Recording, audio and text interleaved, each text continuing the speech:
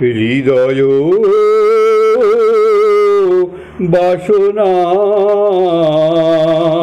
পূর্ণ হলো আজি মম পূর্ণ হলো মম পূর্ণ হলো শুনো সবে জগত জনে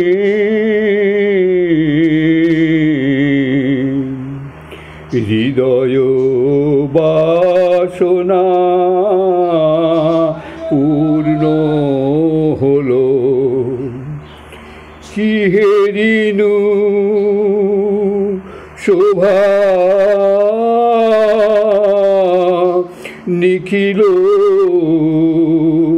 ভুবন নাথ কি হেরিনু শোভা নিখিল ভুবন নাথ চিত্ত মাঝে বসি স্থির আসনে হৃদয় বাসনা পূর্ণ হলো আজি মম পূর্ণ হলো শুনো সবে জগত জনে হৃদয় বাসনা পূর্ণ হলো কি হেরিনু শোভা নিখিল ভুবন নাথ কি হেরিনু শোভা নিখিল ভুবন নাথ চিত্ত মাঝে বসি স্থির আসনে হৃদয় বাসনা পূর্ণ হলো আজি মম পূর্ণ হলো শুনো সবে জগত জনে হৃদয় বাসনা পূর্ণ হলো। এবার স্বামীজির কথাই আবার শোনাব। ইডা আনসেল উনি বলছেন, ওনার উদ্ধারই পড়ছিলাম আর কি। এক সন্ধ্যায় স্বর্গ এবং নরক সম্বন্ধে ভারতীয় ধর্মশাস্ত্রে যে বিভিন্ন ব্যাখ্যা আছে স্বামীজি সেই প্রসঙ্গ করছিলেন। তিনি বিভিন্ন রকম নরকের বর্ণনা দিলেন। সাধারণত বক্তৃতার পর কয়েকজন ভক্ত স্বামীজিকে হয় স্যান ফ্রান্সিসকোর যে অঞ্চল লিটল ইটালি নামে পরিচিত সেই এলাকায় লুই জুলের রেস্তোরাঁয়, নয়তো শহরের ঘনবসতিপূর্ণ এলাকায় কোনো কাফেতে নিয়ে যেতেন। স্বামীজির মন মেজাজ এবং আবহাওয়া বুঝে প্রথমে স্থির করা হতো গরম গরম খাবার খাওয়া হবে না আইসক্রিম খাওয়া হবে। তারপর সেই মতো খাওয়ার জায়গা ঠিক করা হতো। যেদিনের কথা বলছি সেদিন রাত্রে কনকনে ঠান্ডা, এত ঠান্ডা যে ওভারকোট পরেও স্বামীজি ঠকঠক করে কাঁপছেন। হঠাৎ তিনি বলে উঠলেন, এই যদি নরক না হয় তবে নরক কাকে বলে আমি জানি না। কিন্তু মজার ব্যাপারেই ওই সাংঘাতিক শীতেও স্বামীজি আইসক্রিম খেতে চাইলেন। আইসক্রিম তার বড় পছন্দের জিনিস ছিল কি না। কাফে ছেড়ে বেরোবার কিছু আগে যে ভক্তমহিলা সেদিন সকলকে খাওয়াচ্ছিলেন তাকে একবার টেলিফোন করবার জন্য উঠতে হলো। টেবিল ছেড়ে যাওয়ার আগে তিনি আমাদের একটু অপেক্ষা করতে বলে গেলেন। ভদ্রমহিলা কয়েক পা এগোতেই স্বামীজি পিছন থেকে বলে উঠলেন, কিন্তু বেশি দেরি করবেন না যেন, দেরি হলে ফিরে এসে দেখবেন আপনার জন্য শুধু এক টুকরো চকলেট আইসক্রিম পড়ে আছে। আর একবার এক রেস্তোরাঁয় পরিচারিকা ভুল করে আইসক্রিম সোডা এনে দেয়, যা স্বামীজি পছন্দ করতেন না। তিনি পরিচারিকাকে জিজ্ঞাসা করলেন ওটি বদলে দেওয়া সম্ভব কি না। মেয়েটি স্বামীজির কথায় রাজি হয়ে চলে গেলে স্বামীজি দূর থেকে লক্ষ্য করলেন ম্যানেজার পরিচারিকাটির উপর বেশি বিরক্ত হয়েছেন। তাই স্বামীজি কে শুনলো না শুনলো চিন্তা না করে চেঁচিয়ে বলেন, দেখুন মশাই, আপনি যদি মেয়েটিকে বকাবকি করেন তাহলে কিন্তু আপনার এখানে যত আইসক্রিম সোডা আছে আমি একাই সব খাবার করে দেবো। খ্রিস্টানদের চার্চে সমবেতভাবে যেসব প্রার্থনা সঙ্গীত গাওয়া হয় সেগুলিকে তিনি কৌতুক করে বলতেন বোতল ভাঙা গান। বিউলা ল্যান্ড বলে যে প্রার্থনা সঙ্গীতটি আছে সেদিকে তিনি নিয়ে ব্যাপক দারুণ ঠাট্টা করতেন এবং মজার মজার সব কথা বলতেন।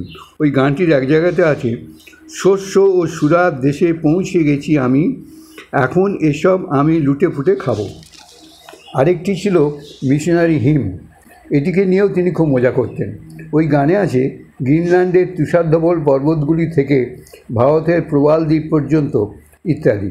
এই গানটি তার সুন্দর গলায় আওয়ারা গেয়ে স্বামীজি হঠাৎ একসময় থেমে যেতেন এবং খুব নাটকভাবে হেসে তিনি নিজের দিকে আঙুল দেখিয়ে বলে উঠতেন, আমি সেই বিধর্মী যাকে উদ্ধার করতে তাঁরা এসেছিলেন।